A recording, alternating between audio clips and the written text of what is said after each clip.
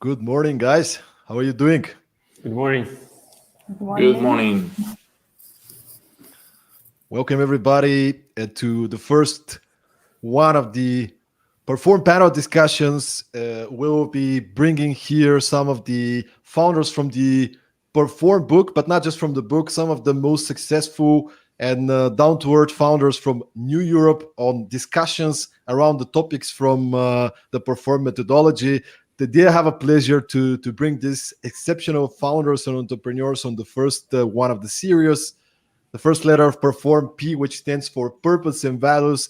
And everybody who's tuning in right now, you have a chance to ask a question. But before we get into the discussion, I would like to have our guests to introduce themselves shortly, within a minute. Let's start with the lady, Ilma. Why don't you introduce yourself? Who are you, what you do, and what brought you here? So my name is Ilma. I'm CEO at MailerLite, and MailerLite is email marketing tool that was launched in Lithuania. But right now we are a company with a team that is based in more than 30 countries, and with a lot of global customers. More than 1 million businesses are using MailerLite right now. Thank you, Ilma. Maris? Yeah, hello everyone. I'm Maris from Sellfy. Sellfy is an e-commerce company for creators mainly, and we also we are mainly based in Riga, Latvia, but also we have a lot of remote employees at this point. Not maybe as much as footprint as MailerLite has, but still. We power creators, allow them to sell different kinds of products, digital, physical, also merchandise recently. And that's our business. And we work with creators all over the world, and really excited about the business these days. Amazing. Last but not least, Cristobal. Thanks, Stoyan. Yeah, so Cristobal Alonso. I guess today I'm more of not the co-author of the book with Stoyan of Perform, but the CEO of 𝗣𝗨𝗥𝗣𝗢𝗦. We are the largest investor in early stage in Europe, with more than 220 deals, more than 60 deals last year, but also proud accelerator and a supporter of role models in what we call the New Europe, in Central Eastern Europe and the CIS countries. Proudly a board member of Maris' company for almost now more than 10 years. So I know him before he became a father, husband, respectful business guy, etc. So very happy to be here to talk about one of my passions, which is purpose and culture as a whole in companies as a driver of growth.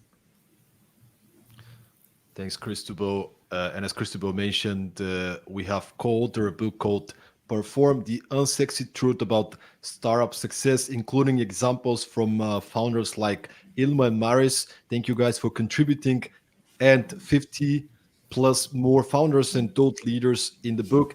And I just want to remind everybody who's tuning in right now, if you ask a question, we'll give away a couple of copies of the book, digital copies of the book. So please make sure to post your comment, ask a question. We have a few people already tuning in. Richard from sunny Copenhagen. Sunny Copenhagen, that's think. So congratulations, first of all, Richard. Thank you for tuning in. Aldrius is saying hello. Veselin, good morning from Sofia. Our good friend Mario is saying good morning. And of course, Gunje. Did I say it correct? Gunje, please, I'm trying my best. Gunje, Stoyan, Gunje. Thanks, guys, for tuning in. And again, make sure to post your question in the comments for a chance to win a book and, of course, to engage in this discussion. I want to start, actually, this discussion with you, Cristobal, as you are the person who's been, first of all, promoting this idea of the importance of culture in startups, but also you're the one who's been responsible for purpose and values, developing the chapter and this part of the methodology. Why is it important for startup to invest time in building culture? Mm-hmm.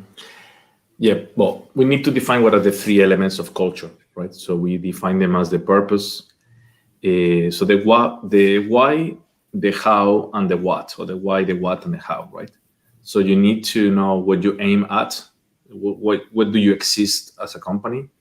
You need to understand what do you want to get, probably in a period of 5 to 10 years. And you need to understand how do you operate. That's the values, right?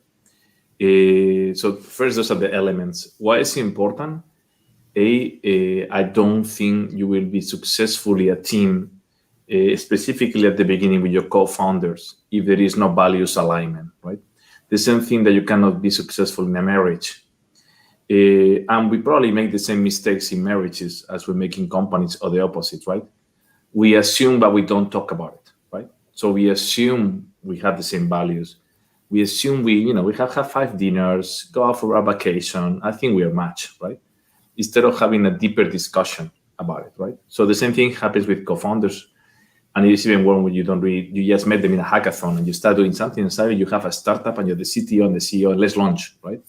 And you haven't taken time to get to know each other and understand, will we operate based on the same basically operating principles, values, right? That drives you in life. And I think when you go deeper, of course, there is always the risk that you don't want to be together. But again, as in marriage, it's better to get divorced before you get married than afterwards. It's much cheaper and it takes much less energy. The second one is the purpose, which is what drives you. It's a very long journey. Most of the startups that are successful take up to 10 years. Marius is, I think, already in the 11th, right? And I think so money is never be the driver, because there's going to be so many issues down the road, even if you're successful, that you need to be driven by a why. You need to be aligned about, we want to solve something that is really close to our heart. So the passion, let's say, has to come with the purpose that you're bringing, right? And then the vision, I think, aligns people about where do we want to get, and how do we define success within this purpose that we have? How do we want to drive success? So I think if those things are clear, and even if it takes time to make them clear, but you have conversations from day one. So we have emphasis in performance, like you don't need these 3 things to be perfect and write it in the walls, but you need to have conversations about them from the get-go. If you have created that level of communication, then you're going to be modeling a company that you want to be and you like to be in the future. And then people who is joining the company is clear about what the company is all about beyond your role or your job description, right? Which is useless. Skills are useless to create a team. What you need is people that is aligned in values and purpose, and then they will fit the right roles, because it will evolve dramatically, the roles, over the next 10 years. That's why I mean they're useless. They're good thing for the 6 months, but they will be evolving, right? So to me, again, as in marriage, you don't discuss whether we're going to go on vacation or what kind of house you want. That's useless. If you align in values, you will be happy in any house, because you are actually both going in the same direction, right? And there will be problems, but you will be able to openly talk about them because you share a way to operate, right? And that's, to me, so important. And in a region like in Europe, not really known for going deep into talking about issues, about personal issues, about these things. It's not brought into our culture because it was because of the communist heritage. I think we are role models of trying to facilitate these discussions and knowing that even if they're hard, they're very meaningful and it helps the businesses going forward. Yeah, thanks, Cristobal, for exploring on the topic. And I actually wanna ask the other 2 founders. Ilma, let's start with yourself. When was it the time that you guys started actually understanding the importance of culture, and how did you define the purpose, the values in MailerLite and the companies afterwards? So I think to begin with, when you're starting a tech company, and I think the first year or even several years, I think all the co-founders, they're just on the survival mode, and you really don't care about the culture. You just try to survive. You're doing everything usually by your own. and the team most probably is pretty small. So for us, it was the same. It took us a while just to go out of that survival mode and start hiring and start breathing. And then we actually had the conversation with my partner, because I have the same partner in business and as a family. So we were stranded in an island in Colombia without electricity. It's supposed to be our vacation. And it was an amazing opportunity to sit down and write the things that we don't like about our company. So we started with the things that we don't like because it's just easy to notice them. Then we wrote things that we are passionate about by ourselves. And I think when we talk about the values, it really starts with the personality of the co-founder or founder or CEO. And to begin with, you really have to know yourself to be able to, to express that to the whole team and to the potential team members that are going to join you in the future. And then we are thinking about the conversations that we already had with our team members, because as Cristobal was saying, sometimes we assume we all think the same, but on certain topics, we used to have the same conversations every time a new member joins us. So we wrote that down as well. And this is how we started building the values. As I said, at the point, we didn't have any electricity. So it was really helpful because we didn't copy-pasted somebody. And they were really like down-to-earth values that we believe in. And they were not integration, collaboration, globalization, whatever. I think values should be something, it's like an action, what you do and how you operate as a team. And if I say that we treat people right, what does it mean? And we're really going really deeper. What does it mean to treat people right? For you as a team member, as a manager, and so on. So right now, for the last 6 years, everybody is signing up our values together with a job contract. And we are really transparent about it before hiring somebody. On every job ad, there's a link to our values so that people could see and could understand if it's for them, because let's say somebody's very competitive. And there's something that we don't do here at MailerLite. We are, working as a team, and we don't value competitiveness on your own. So I think it's good to know what you stand for. It's good to write that down because it really helps to build your team and to hire the right, value fit team members. Thank you, Ilma. And Maris, this morning I posted a quote by yourself that you contributed for the book with, and it was something around the fact that you wish that you started defining culture much earlier, but it's never too late to do it. When did you guys found the need for, what was your journey with that perspective? Yeah, I think Ilma already described that in the first years, we kind of very successfully neglected the culture topic in general in our company. And not only in first years, but actually in many years to come as well.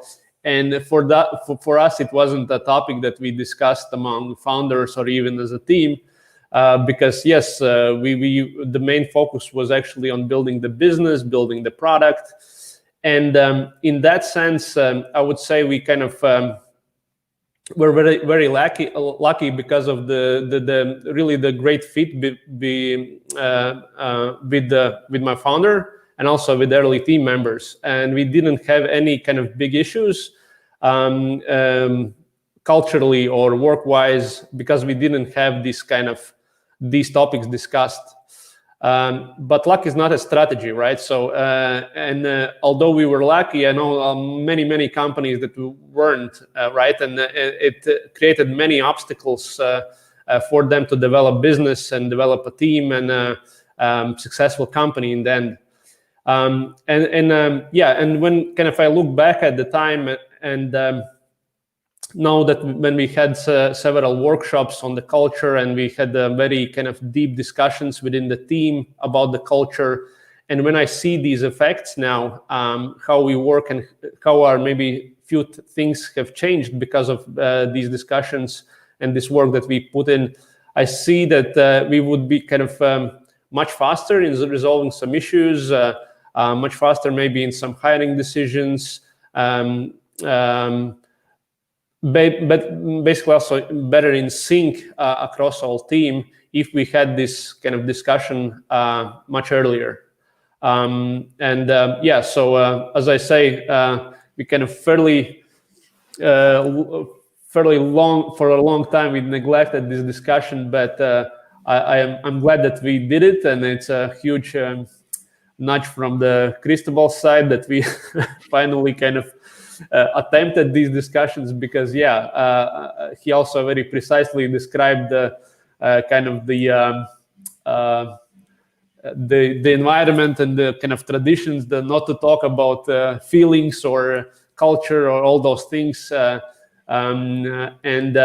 But yeah, I think it's necessary, definitely, and I would recommend myself being in the position when I start the company. Probably it's not among the first things you do, but after you start hiring even the first, second, third employee, I think it's already necessary for team to get this kind of penciled out and discussed. Yeah, Stoyan, just let me add a couple of things here. I think because both Maris and Ilma touched points. In their cases, they knew the co-founders. In Ilma's case, for probably deeper knowledge for a long time, right? So maybe sometimes this discussion about values between the co-founders, they know each other strong enough not to need that, right? I think the cases when you don't know you just know each other professionally for a while, probably you need to do it from the beginning. But the second point is actually what happened in a way in Mary's case, which is when people is talking about branding. And when you're talking about branding, people ask you, okay, but what's your culture? Because you have to relate the brand values to your company values.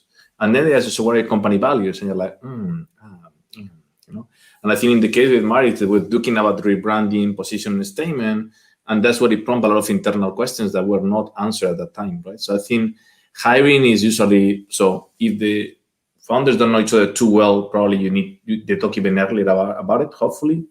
Sometimes when you need to hire, because you need to start talking about values on the hiring. And sometimes it comes from the brand discussions, because brand and culture are the same thing. Brand is just what you promise to customers. Culture is how do you deliver to customers that promise, right? And if they're not in sync, you're not going to be able to have a strong brand. And again, in most startups, brand doesn't matter, it's survival.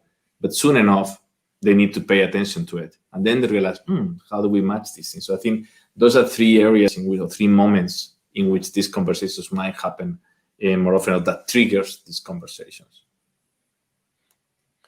And it's also, I just wanted maybe to add a sentence. And also in our case, it's a bit kind of, it takes longer to implement different aspects and kind of values. Also kind of when we decided as a team, let's do it, it's also harder to implement it because, it's something that kind of a bit foreign concept for us as a team to talk about these things, to kind of implement them into our daily routine. And it just takes longer. If you drag this topic as long as we did, it just takes also longer to implement, things needed for branding, things needed for marketing, overall kind of company strategy. It just takes longer than to implement this because, people are not used to it and we haven't, previously did it. And it just, it takes longer time than this implementation process is complicated. Yeah, and I think one more thing about culture is that it doesn't matter if you do anything or if you don't do anything, it just happens, So I think it's much more better to have intentional culture that you have control on rather than just, do nothing, because anything, every company, they do have a culture, it might be good, bad, it's but it happens. And culture is, it's not, ping pong tables in the office. It's something that is behind the scenes. And this is how company operates. And even customers can feel that. Yeah, precisely. I think it's, what you do, your routine, it's also kind of a big part of the culture. Even if you don't say the word, you still have it, have a culture, bad or good, it's still there. Yeah, culture evolves, right? The question is, do you intentionally drive that development in the direction that you want, or is it being developed naturally? And I think there is an extra element, which is now when we are not in the office.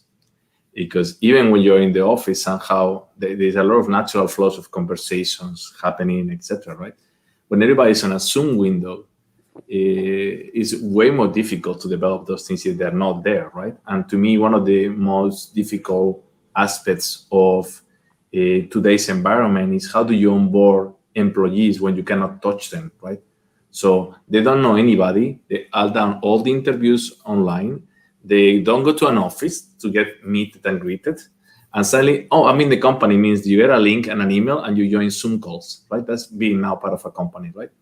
So to me, if you haven't defined it before, I think a lot of companies are paying a very heavy price today if they haven't defined it, because it's extremely difficult to onboard employees, culturally speaking, on Zoom. Zoom, I mean, in the online-only world, it presents a much greater challenge than before, right? And I think probably this is going to make realize a lot of people, man, we should have done this before, right? And we have a number of people with comments. I just want to give them a shout out. Ibrahim is tuning in. Toma, Yunjit again, Gira, Yeva, Richard with a couple of comments. He's already having the book, so he's asking, can he win something on being on that one? Great to have you, Richard. And he's actually having a question, which I'm going to read, and then I'm going to post it on the screen. And his question is, comment question. Being a serial entrepreneur, I can follow Ilma's honest view. Being there myself some years ago, we were in love with the product, so we lost each other on values, culture. But is it even possible to start a startup based on values even before the idea tech product? How do you see this? I think we can come there because today a strong startup is not focused on the tech product, but focused on the strong value proposition that the customer buy into, and then the product services tech come. Well, again, in the earliest stage, many times you said, I want to work. I have seen so many opportunities in which I said, I want to work with this person, and I want to work with this person in this field. I still don't know what the hell I'm solving. I still don't know what the idea is, but I'm very clear I want to work with this person because we really think the same way, right? And one of the key ways to start is, what are we passionate about? We know we want to work together, and we want to work together in something. So you can start asking about, what are we passionate about? Which will lead you about which problem we want to solve that we're passionate about, which will lead to a product, right? Products evolve. People doesn't. So if you're a good founder, you're stuck to your founders, hopefully for the rest of the company, but you're not stuck to your product. You're not stuck to even to your customers, right? You can change that, but you cannot pivot your founder. You can get rid of it, but you cannot pivot your founder, right? So to me, actually, it is much more powerful if you start from, we want to work together, but on what? Versus, we want to work on this, but with who? So to me, it is possible to start values-driven. So this is how this company is going to operate and look like. Let's not decide what are we going to be working on. Yeah, I think there is many examples where great teams kind of make one product, second product, third product, and eventually they get kind of business out of it. And I think the team, the founding team in the first place is the most important aspect of any company, and there is no single product that can change or improve the team or make it better. But there are like many products that with a great team can scale very quickly. So I think the team comes first, with or without the value discussion. But if you have a very good combination and people who can kind of complement each other, then I think it's a best start you can have. Yeah, I think I agree. Yeah, that it's really important to have the why and why you're doing and what you're doing together and where you're going. So this is why we need the leaders, just to be really to set that guiding star and where they're going. So, for example, myself, I'm really passionate about global remote, hiring and working. And I think that our physical space doesn't have to define what we're working on. So this is like a big mission that we have as a remote company. And I think having that, it really helps even you set up new businesses and, develop new products that align with the vision. And, having a vision, I think it's really connected with the motivation of the whole team, because they know where they're going and why they're doing even that small, thing every single day. Yeah, and by the way, I go back to the personal life comparison, right? When you meet somebody that you like, you want to spend your life with that person. You still haven't defined how you're going to spend that life. What are you going to live? What are you going to be doing? But what you know is, I want to spend it with this person. Let's now start defining joint plans, right?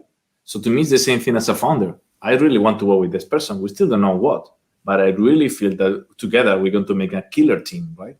So to me, it's the same analogy. And to me, again, that's what is powerful. Not because you want to live in Chicago and have 3 kids. It's because you want to live together. You share the same values, and you feel we are going to make a killer team, right? So to me, the analogy is actually powerful in that sense. It's the same. That's how strong teams come. When they get together, said, we want to be together. Then we see to do what, but we want to be together. I actually have a funny story to tell, how we defined a bit our culture as well. Well, we are a remote company, so it means that we still want to meet each other from time to time. And before COVID, we would have 2 annual meetings. In the summertime here in Lithuania, and the wintertime, somewhere more exotic. And 5 years ago, we're doing the first vacation where we'd bring the whole team for the wintertime to Bali. And so we rented huge house and rented office space, and it was like, it's supposed to be like super amazing, fun winter together. And it was the first time when I realized that I don't want my kid to meet some of my team members, because our values are very different, and the way they talk or behave, it's something that I might be okay in the office, but I don't want to see that, 24/7. And I think that was a really breakthrough moment for our hiring, because since then, I'm always asking in my head, do I want to live with this person? So even though it's not, a family, but it actually really helps to hire as not just professional, a talented person, but also somebody that is really value fit. And I can say that, after that, our culture and company culture really changed dramatically. And I'm like super happy about it. So sometimes, even comparing that with our personal life, do I want to live with that person? Not only professionally, but is it fun for you to have dinner together? It might help you just to understand if you have similar values. And talking about defining culture, defining values, I actually want to explore with you guys, how did it work for you and your organization? I think especially for the people watching us right now, listening to the podcast, who are early on their journey, maybe starting their first startup. Is it a process? Was it a process? How long did it take? And what could be some maybe practical ideas of, did you do an exercise? Did you go to a vacation? And how did you actually start defining the values and got into the place that you feel comfortable? Is there a place that you actually, it's like the end place, these are our values? So if we can explore a little bit of ideas on that, I think that would be useful. Yeah, the end place is death. That's the only end place. So I think things evolve over time, right? I can tell you, it's in the book, but so I go quickly because people can probably get more stories from Maris and from Ilma. For us, the purpose was almost there. So I don't think actually we have changed, never almost there, So it's that one. We have founders. See, it's everywhere. So that's our purpose, right? And it's always been there. And people say we had a strong culture, but then when we ask ourselves, well, what is it? We couldn't really, we haven't written it down, right? So I think when we got to 10 people, that's when we spent 2 days talking about it, right? And we described the exercises that you see in the book. And actually, we asked the same question as Ilma. One of the 3 questions was what you don't like. Because the benefit of having new people that could say, okay, some of us have been there almost for 3 years. What you don't like, that is almost established rules because they're like that we can challenge, right? So that's actually one starting point. The second one, what are the words that define us? And try to find common words, then group them, then go into what that really means and what are their behaviors. So as you say, everybody will say, we're transparent. Okay, fine, transparent. What does it mean? To show me behaviors from you and your daily life that means transparency for you in Startup Wise Guys or in your company, right? And the third one is what I mean, it's a process. You still cannot find our values in our website. In fact, we have a website just for values, but it's not published because we decided to live one more year with them and challenge them until we even made them public. Of course, we use them in a lot of things, but to me, it's not PR, it's the inner working of the company, and it's always going to be challenged, right?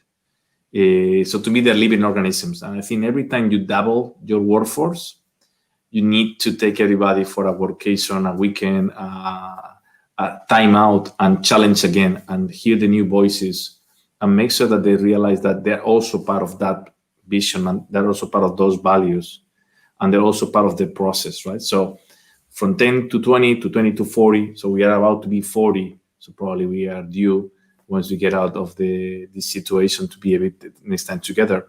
So to me, every time you double, you need to do an exercise to refresh and refresh and refresh. Doesn't mean that you change them, but you hear new voices. You hear how they interpret values in their own means. They start putting their own examples, because they are the ones who are going to talk to the next 40 people. It's not you. When you're 80, believe me, the CEO, you're not going to be talking to half of them. It's your people behaviors that are learning from, right? And again, the more we are remote, the more they have one-to-ones, right? So to me, this doubling is very important, that refresh and challenge. And last thing, is not my values, it's the company values. So they need to be challenged because the company has evolved and everybody's part of the company. So I think sometimes founders are too attached about those are my values. Well, they were, now is the company values, and the company is more important than you.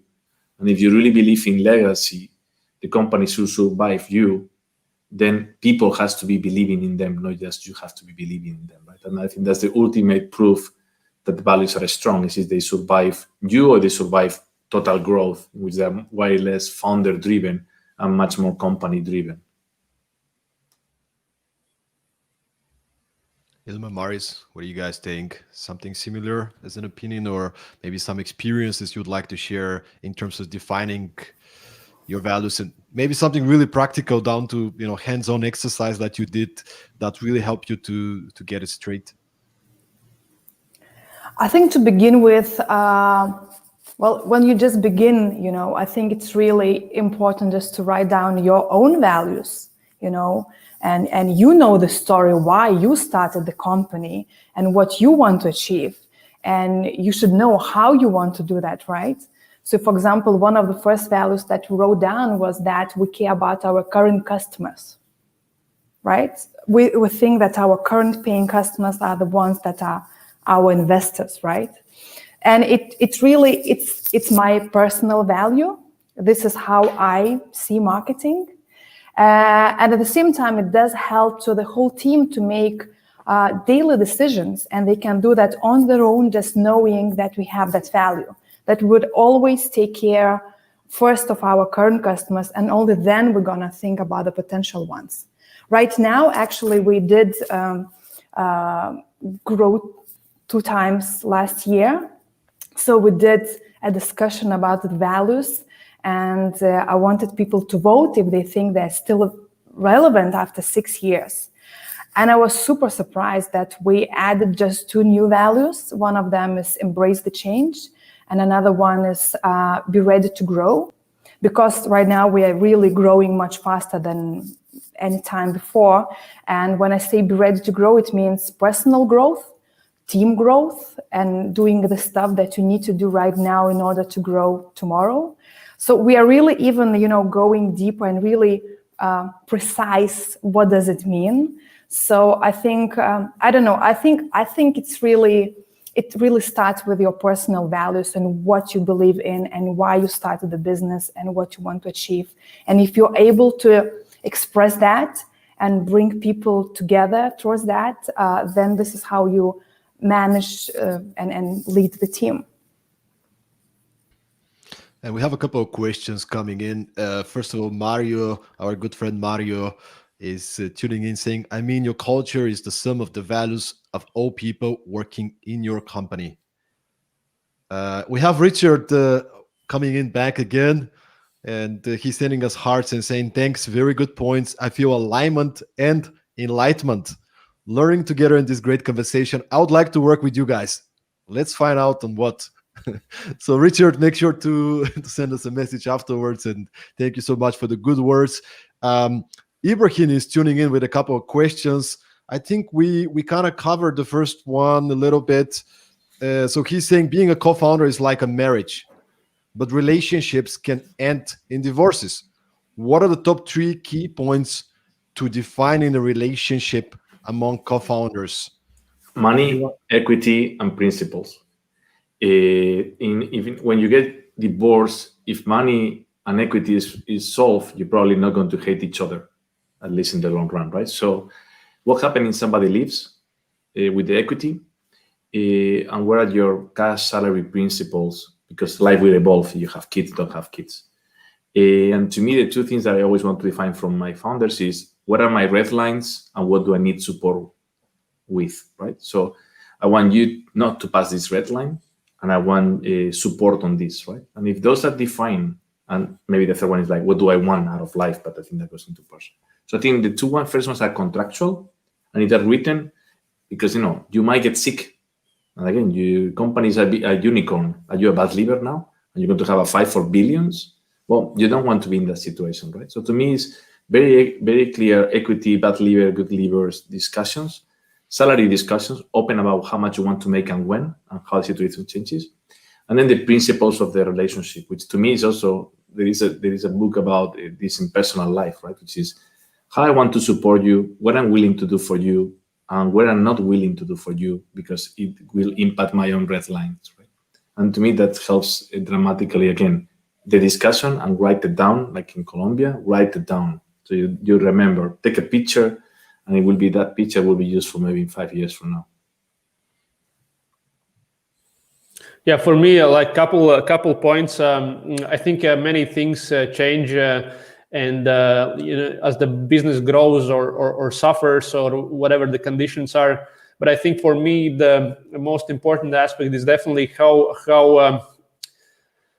easy is to communicate and to agree upon some decisions with your co-founder, right? So because there will be good decisions, good times, bad times, and you need both of us or 3 of you, 4, whatever the number is, you need to agree and not to drag this decision for days or weeks, and how easy is the process. And for me, it was a kind of a very key aspect when we started, is also, when I was thinking about like the founding team, the early team, how easy for us is to agree on something when we need a decision to be made. And I think that solves a lot of problems.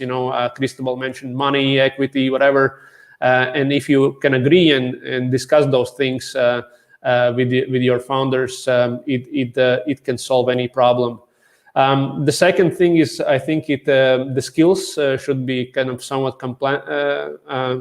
complement each other, so that you are not kind of a copy version of yourself, but there is some people with different skill sets, and also maybe a bit different viewpoint on things. That also helps, I think, business to develop and kind of gets you maybe out of this very narrow viewpoint that you sometimes can have.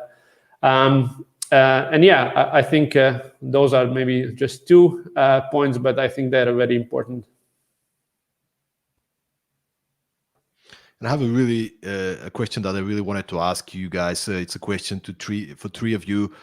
Was there a time, a situation, a story where your values were put to the test? That you knew what's right to do, but there were some external factors, and could you maybe share, if each of you, if you come up with such a moment, what did you do, and what should the founders do in such a situation?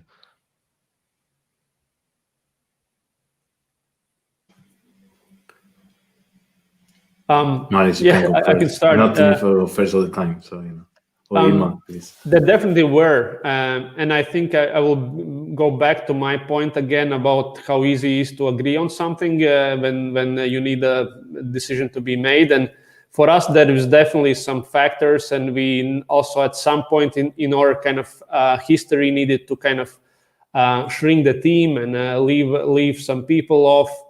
lay off some people, and those were very hard decisions, and we also needed to reduce our salaries and stuff like that. And so it kind of tests this, again, this kind of how easy for you is to agree on something when the decision needs to be made. And in our case, again, we were really very lucky because we were able to agree on these things, and not only with the co-founder but also within the team. And we sort of kind of once again confirmed that kind of this model that we have built, these relationships that we have built, sort of works for us, and we were kind of successfully able to deal with those situations when they come, and it stayed true so far. So I'm very kind of lucky about that, and yeah. Yeah, I think in my case, I'm not sure if it's connected with 𝗣𝗨𝗥𝗣𝗦, but I guess it is. It's just we are talking a lot about the ideas and about the people who are like have heads full of ideas, and these are the co-founders, right? But I think the same people, they do have fears in the same heads as well, and especially when you grow, like for some time, for example, me, I just didn't notice how my fears are affecting the business, because like for every fear I had a kind of story around why we're not doing something, why we're not growing fast enough, why we decided to stay small, or why anything, you know. You can rationalize anything, right? So for me, it really took some time to know myself, understand that actually my inner fears, they stopped the business from growing. And once it was done, I was really surprised to see how it actually affected the whole team, because I was much more kind of braver in my decisions, because I didn't have these, you know, inner limits and walls in my head.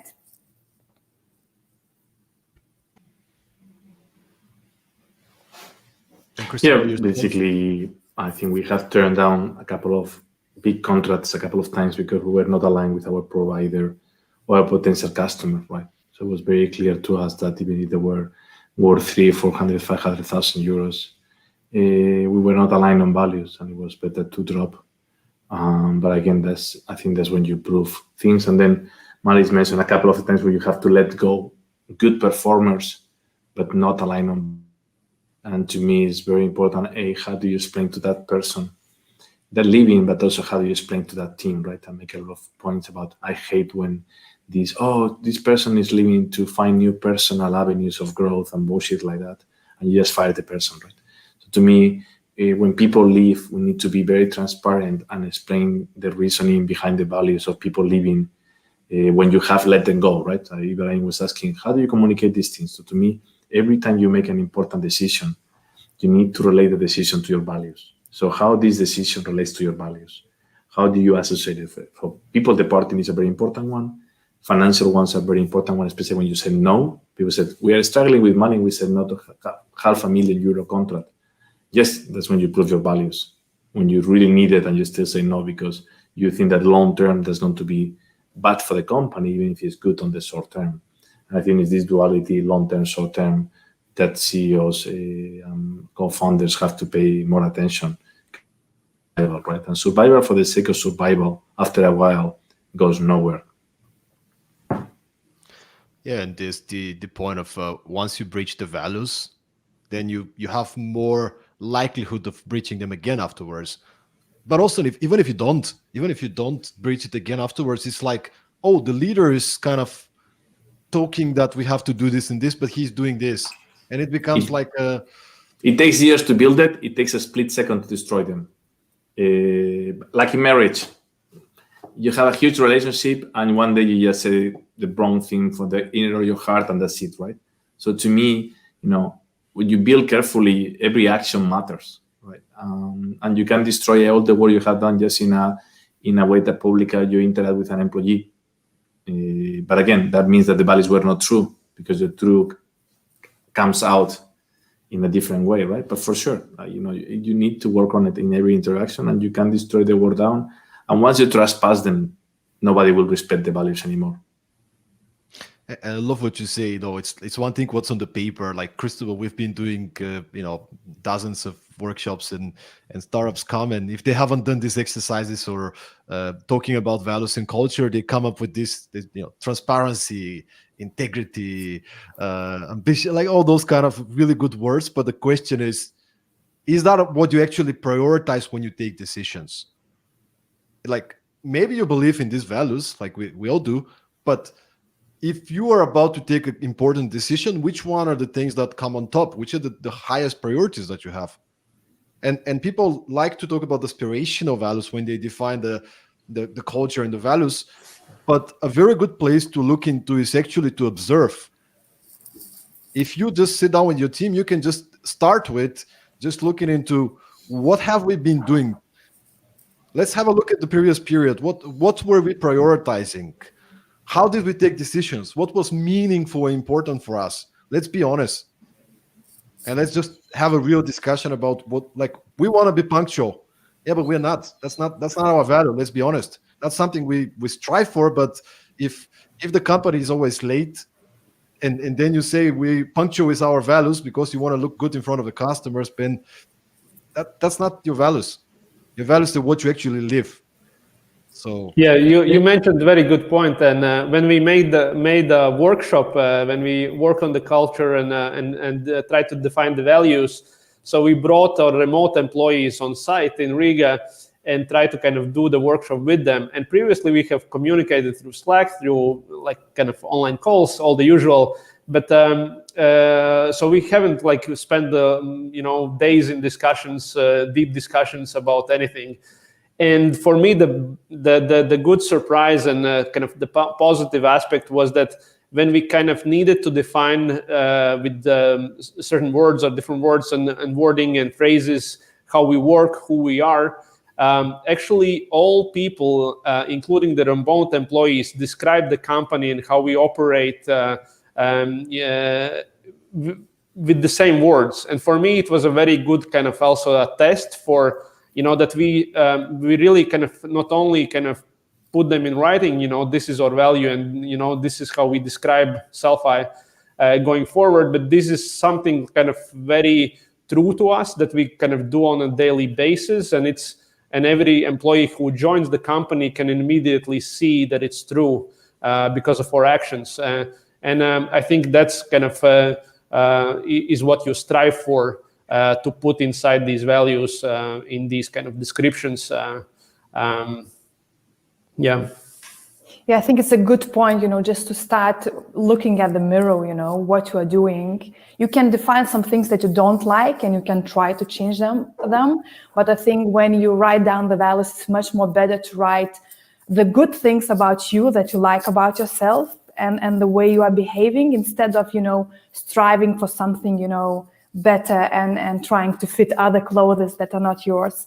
So I think just, you have to be really precise what you are doing, how you're doing and what you like. And I think even asking your team members to write down how they see the company, it's a great starting point just to get a sense if they're actually aligned, because I think that assumption thing is really like a big issue, because with, for example, we have a value that is positivity. I mean, it might be in so many things. Some people might think that we are like, I don't know, we are all about the rainbows and unicorns, but it's not. It's like, and we are going deeper that we don't, I don't know, use negative words or like really, what do you do about it? It's not just stay positive and, and we don't have any issues or we ignore issues. So I think it's really great just to notice, take some time to notice how your team is already working and what you like about it. And then notice some things that you don't like and maybe even some things why you said goodbyes to some people, and just be very clear what was behind that. Yes, Stoyan, if you want just to address a couple of the questions that are there. Yeah, exactly. That was about to say, like, we have 3 questions coming in, and so I think I can I can give the first pass on them if you want, but so Ibrahim is about the how do you value code. Yeah? I was actually thinking if we do it, each of you decides which question you like, and just we can. So I decided the last one. Okay. Let's start with the first one from Ibrahim. Ibrahim, thanks for being active, brother. Love your commitment and engagement. So, Maris and Ilma, you can choose and see if that question is for you. The question is, how do you communicate values to your new team members? Do you do this from day one or periodically?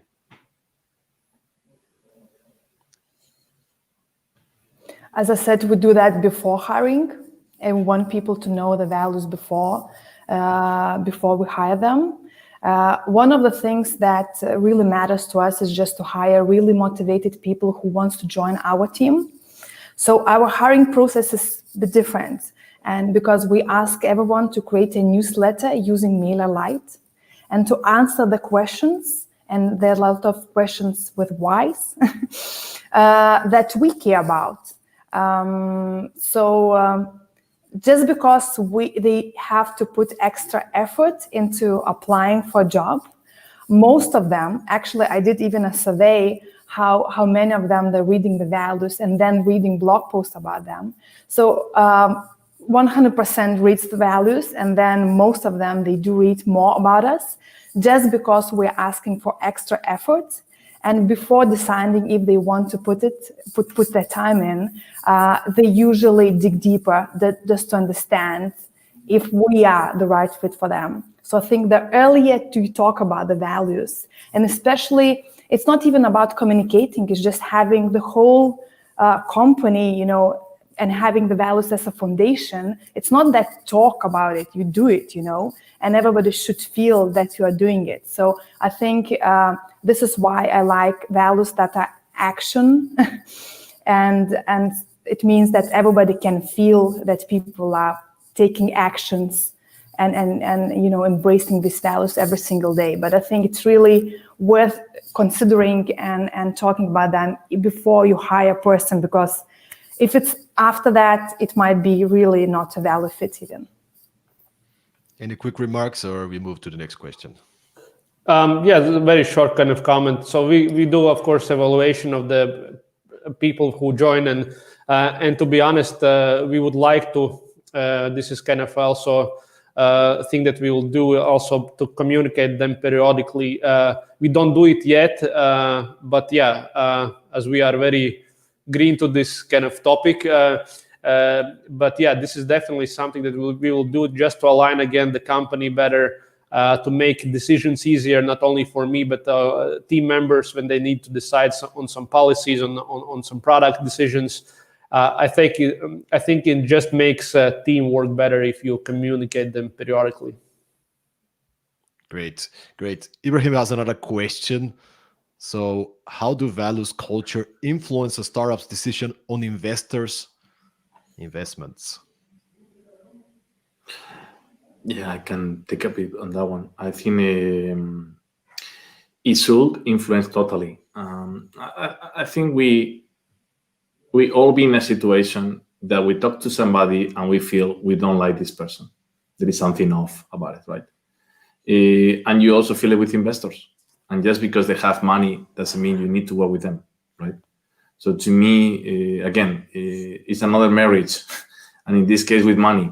So you better have a personal relationship that you value, not just the money and the transactional part, right? I think in angels, it might become especially even more because they're very active. They want to call you. They want to see how things are going. With VCs, sometimes it might be more board meetings, etc. But to me, it applies the same way. It's better be that than be invested by the non-values aligned investor, because it will be a nightmare how you will deal with critical decisions in the future, from hiring more people or firing more people or dealing with things. So to me, it applies the same way, and I think we all feel it. We all be in a room. I don't like this person, and sometimes let's keep talking with them because they have money. Why? If you don't like the person, why you want to work with them? So to me, it needs to apply the same way. But of course, it's more difficult when money is at the stake and your company is at the stake, right? Yeah, I think it's a good indication. It's very similar as to hiring kind of first employees, or even starting to work with them as when you kind of hire somebody. All our experience was like we kind of kept this into family. So all the investors that we received money from came from introductions. So first was from Cristobal's introductions, then somebody else's.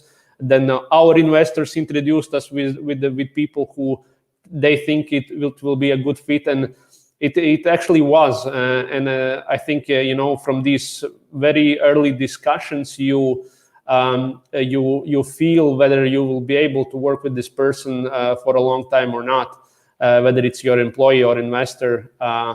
And then there is also other side of investments. These are kind of very silent investors, silent guys, which also kind of fits very well if that's a model for you. They trust you, you trust them.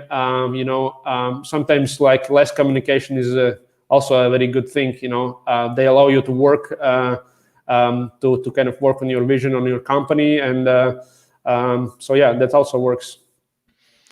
Thanks, Maris. And the last question we have, and the last question we're going to take today is from Ave, who's a very interesting question. She's asking, how do you see the importance of culture and values in a single person startup, especially in the beginning?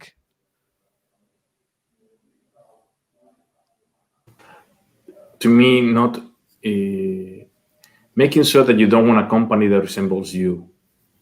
So to me, if you understand your values, you understand which of those you want to really bring forward as part of building the company, but not confusing that the company needs to be you. I think both Maris and Ilma said, is the sum of people and the complementary of skills. If you just want to be your values, your company, it's not going to work. So I think it's very important to say, again, out of these companies, these three things I want to bring myself to the company in the future when there is more people. And you also bring that into when you need to do the first hire or the first co-founder. This is what I'm looking for, right? I want alignment of this, and I want diversity in this area, right? And I think that's important. But to me, it's not to confuse, even being a solo entrepreneur initially, that your values are your company values. Because you have an influence, but you should be open-minded to make it bigger and more than just you, right? And to me, it's a very good place when you look at the mirror and said, I'm creating a company that is bigger than me, right? That's my purpose, right? I think another thing is just know your whys and and how you want to do that. I think it's, the more precise you are, the more time you're going to save, because, there's like millions of ways to build a startup. I mean, you can do so many things. And for us, just having a value that we care about our current customers, it meant that we never discussed having a viral video, right? And, having these just define how and why you want to achieve something, it will help on your daily basis make decisions. So if you can just write down how you imagine and why you want to do that this way, it will just, help on every day in the morning to make the list of the things that actually is valuable to you, to your business, and the things that is just nice to do or to have. It could also be very good to kind of keep yourself in check in this situation, because there is no co-founder for you to discuss things and make a decision. So sometimes kind of looking back on those values that you kind of written for yourself can kind of help you to make a decision, or kind of help you go through the times when you need them.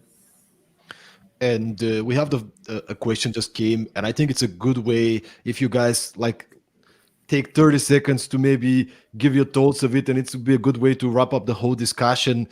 It's again from Richard. So thank you, Richard, for being with us today. So what he says is, I work with training entrepreneurs and startups in building sustainable impact propositions in the market. Besides the overacting value today in the global startup ecosystem, growth and high financial return, unicorn, 100x, and all that rhetoric, how do you see you can emphasize value in startup culture to contribute to the world besides working for a financial ROI? Very quick, 30-second answer each of you, and then we can wrap up the discussion. There is no long-term sustainable financial ROI without values. It will not last. It will be speculative. The problem is most of the unicorns are speculative, and they will basically make it if somebody keeps putting the money. But to me, the point is the way we do it is talk from the beginning about it. So make it part. We ask even in the due diligence process, what is the why? Why are you doing this? What are your values? So to me, it's make it part of the due diligence process. Make it part of the training courses. Make it part of the selection of founders. Unicorn is not a narrative. Unicorn is a unicorn. It's a mythical. There's a reason why unicorns are mythical, because they don't fucking exist. And you need to create real companies with real sustainable companies. And then if they become unicorns financially, fantastic, but you could never do it for the money. Money will not bring you happiness. Yeah, very precisely. I think the money is just part of the equation for to make you happy or successful or accomplished. That's only part of the deal. And for the most part, people don't need much. Of course, you can have big ambitions and etc. But you need something else also besides money to feel successful for yourself, feel accomplished. And I think building things in a sustainable way is the way to go, for sure. Yeah, and I think that you are as strong as your team is. So if you have a really great culture and people want to join your team and people want to stay in your team, you're just much more easier to focus on business rather than to try to convince talented people to join you. So I think the earlier you focus on the culture, the better sleep you're gonna have in long term. Absolutely amazing. Thank you so much, guys. And to wrap it up to this discussion, again, I would like to give you the word very quickly, just to share where could people find you, your company, and basically why should people get a copy of Perform, the book that you guys so generously contributed for. So Marius, let's start with yourself. Yeah, absolutely. I will start with the Perform. It was actually our first steps when Cristobal shared a few early chapters on the culture and values, and we went through a couple of things that are described in the book. They helped us tremendously. So thank you, Cristobal, again for that. And he knew that we needed because he was for a long time with Sellfy. So yeah, I think it's a good book for both new and also experienced founders. So yeah, very good thing. And about Sellfy? Yeah, sure. Yeah. And you can find more about Sellfy at 𝗣𝗨𝗥𝗣𝗦.com. And yeah, this is also where Cristobal and Stoyan is selling their book. So yeah, if you need something to be sold or open your own store, go check it out. Thanks. We're very grateful for the opportunity to put the book there. Ilma, go ahead. So you can check MailerLite at MailerLite.com, or you can go to see all our companies that are based in the remotecompany.com. And then I think it's always great to read other stories and to learn from others. And a Perform Group is a great book because it's like huge selection of so many stories and European-based businesses that you don't read that often about, actually. Thank you, Ilma. Cristobal. It's really funny that I talk about this, right? Yeah. So, no. I think Ilma, but it's practical and it's from people like you that exist in the house near you, not in San Francisco Valley or in New York or in London, etc. So it's people who are creating sustainable, great, amazing companies near you, and you can learn from them, right? So I think, and that's how we create a much more powerful community. And I think a lot of the most amazing companies accomplish, I like the word accomplishment that Marius used, are coming near you. You don't need to go anywhere, right? And from Wisely, it's the same thing. We help you we invest in your dreams and we walk along you to make them happen. And we want you to be basically great international tech companies. That's what we want you to be. If you does become successful financially, fantastic. If not, will create employment, will allow you to see, and you become a role model for the next generation to come and do it again. Because this region will basically growth in wealth through entrepreneurship, not through anything else. So we are the role models for the next generation, and that's our obligation, and do it in a sustainable way, and hopefully in more and more sustainability companies to create a better planet where we live, which is our obligation.